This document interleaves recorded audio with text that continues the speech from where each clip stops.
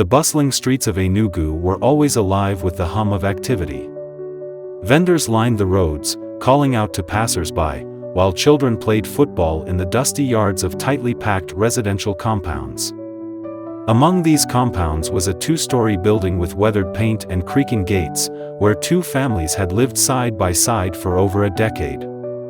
Ada and F were the matriarchs of these households, bound by years of shared experiences, laughter, and occasional arguments.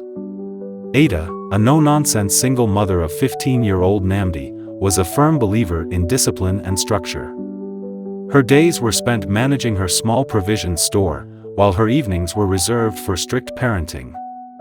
F, on the other hand, was more relaxed in her approach to life. A widowed seamstress with a 14-year-old daughter, Amaka, she was known for her easygoing demeanor.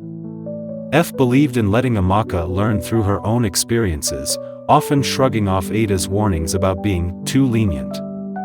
Despite their mother's differences, Namdi and Amaka were inseparable. They had grown up together, their bond evolving from childhood playmates to teenage confidants.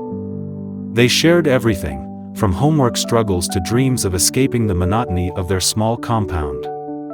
But as they approached adulthood, their friendship was about to be tested in ways they could never have imagined. It began innocently enough.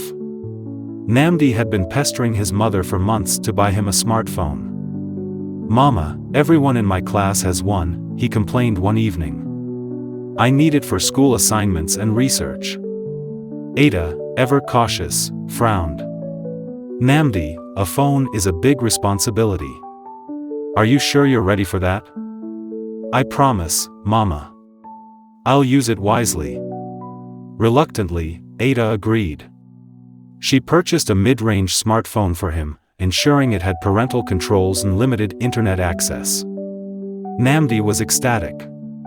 Amaka, who had long been using her late father's old phone, was thrilled for her friend. They spent hours exploring apps, watching educational videos, and playing games. But as the weeks went by, their curiosity led them beyond the boundaries of harmless fun.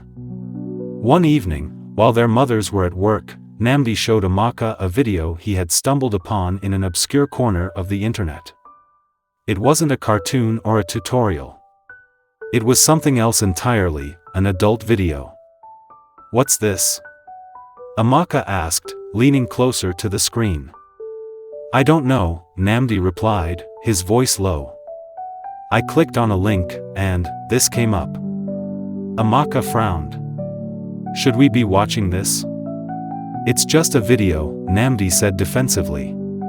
"It's not like we're doing anything bad." The video ended, but instead of closing the app, Namdi clicked on another.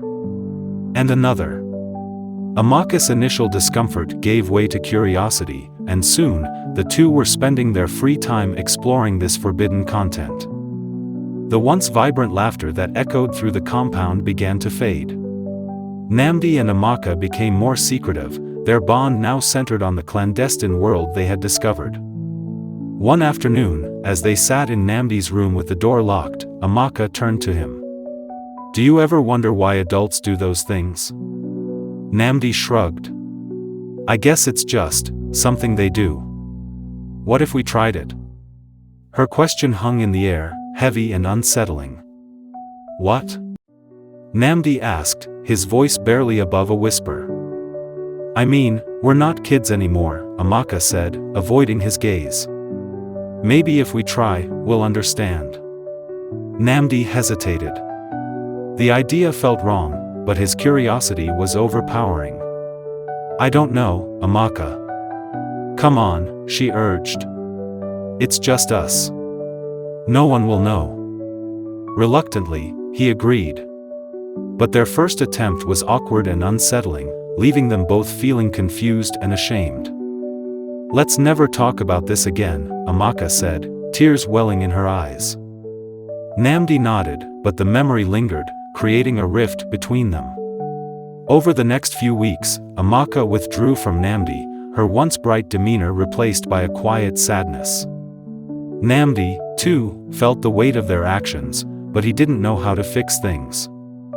Then, one evening, Amaka knocked on his door. "I think we should try again," she said, her voice steady.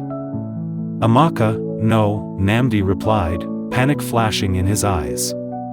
"The last time was a mistake." "It wasn't a mistake," she insisted. "We just didn't know what we were doing." Despite his reservations, Namdi found himself agreeing. Their second attempt was more deliberate, but it ended abruptly when they heard voices outside the room. "Amaka! Namdi!" Ada's voice rang out. They scrambled to compose themselves, their hearts pounding. Ada entered the room moments later, her sharp eyes narrowing. "What were you two doing in here?" she demanded. "Nothing, Mama," Namdi stammered. Ada's instincts told her something was off, but she didn't press further. Instead, she gave them a warning. "No more locking doors. Do you hear me?" As the weeks passed, the tension between Namdi and Amaka grew. Their once innocent friendship had been tainted, and neither knew how to undo the damage. One day, while scrolling through his phone, Namdi discovered a series of strange messages in Amaka's chat history. They weren't from him, nor were they from any mutual friends. "Who's Chijiok?" Namdi asked, confronting her. Amaka froze. "He's just a classmate." "Why are you sending him pictures?" "They're not bad pictures," she said defensively. But Namdi's discovery was the tip of the iceberg.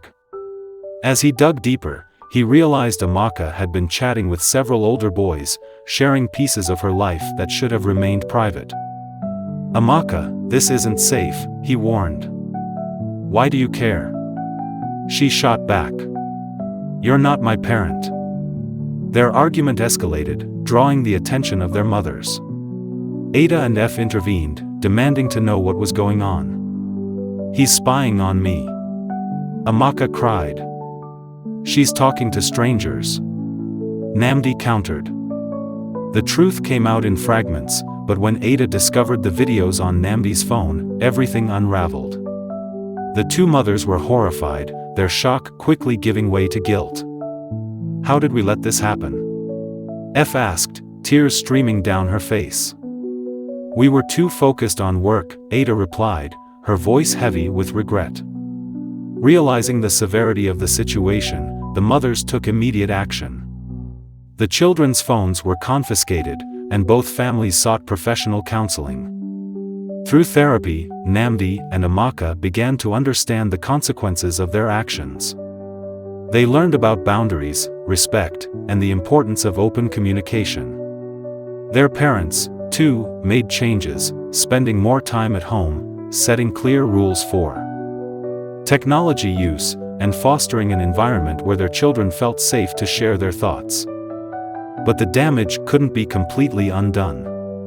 The bond between the two families was irreparably strained. F decided to move to a different neighborhood, hoping to give Amaka a fresh start. As the moving truck pulled away, Namdi stood in the compound, watching silently.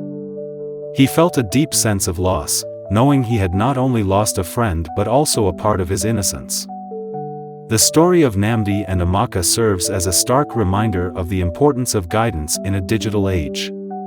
While technology offers endless opportunities, it also poses significant risks, especially for young minds.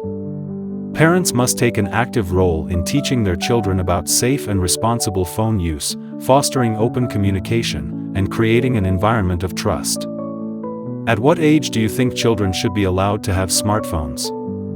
And how can we, as a society, ensure they use them responsibly?